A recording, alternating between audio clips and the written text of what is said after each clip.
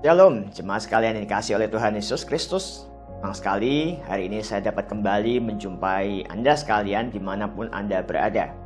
Mari kita terus bertekun di dalam renungan firman Tuhan melalui renungan hari ini, hari Rabu 26 Januari 2022. Tema kita hari ini adalah menyebar harta, bertambah kaya. Bahan bacaan kita terambil dari Amsal 11 ayat 24-25 yang berbunyi demikian. Ada yang menyebar harta tetapi bertambah kaya. Ada yang menghemat secara luar biasa namun selalu berkekurangan. Siapa banyak memberi berkat, diberi kelimpahan. Siapa memberi minum, ia sendiri akan diberi minum. Jemaat sekalian, barangkali ada di antara kita yang mengingat fenomena beberapa tahun yang lalu, sekitar tahun 2008, tentang fenomena hujan uang yang terjadi di Serang, Banten. Ketika itu ada ratusan bahkan ribuan uang yang entah dari mana berhamburan jatuh dari atas, kemudian sehingga menimbulkan perhatian masyarakat pada waktu itu. Mereka berebut mengambil uang yang berjatuhan di jalan itu. Bahkan para pengendara motor dan mobil ikut menghentikan kendaraan mereka demi memungut uang yang sangat banyak jumlahnya itu, sehingga menimbulkan kemacetan. Usut punya usut, ternyata uang itu berasal dari ada seorang pengusaha muda atau seorang pengusaha yang menyebarkan uangnya dengan nominal yang cukup fantastis, sekitar 100 juta rupiah dari atas pesawat. Banyak orang menganggap tindakannya dengan menyebar uang secara sembarangan ini dianggap sebagai konyol, pemborosan. Namun ternyata akibat dari aksinya itu, sang pengusaha mengaku mendapat keuntungan berkali lipat lebih daripada buku-bukunya sebelumnya. Dengan kata lain, dia bertambah kaya.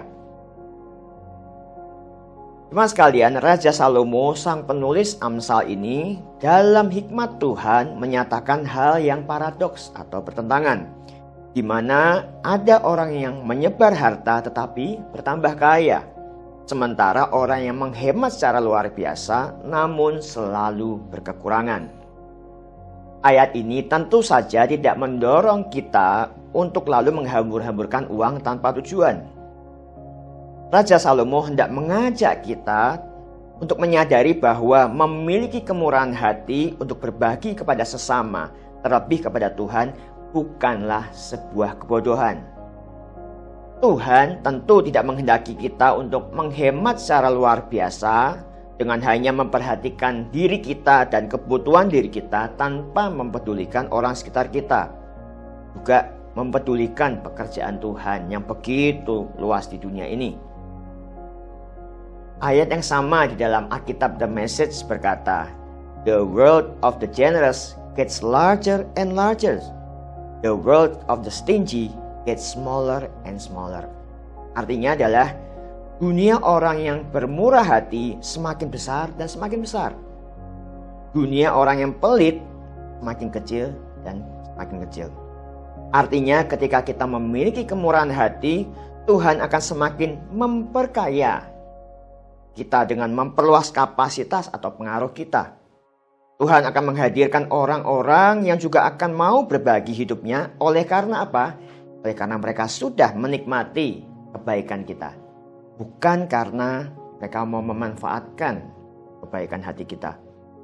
Sebaliknya ketika kita memilih menjadi pelit dan hanya memikirkan kepentingan diri kita sendiri, maka pengaruh kita akan semakin kecil dan kecil. Orang juga akan enggan untuk bergaul, menawarkan diri mereka untuk membantu kita. Karena selama ini kita lebih sibuk melakukan segala sesuatu untuk diri kita sendiri. Jemaat sekalian, kita tentu tidak perlu menyebar harta seperti yang dilakukan oleh pengusaha tadi.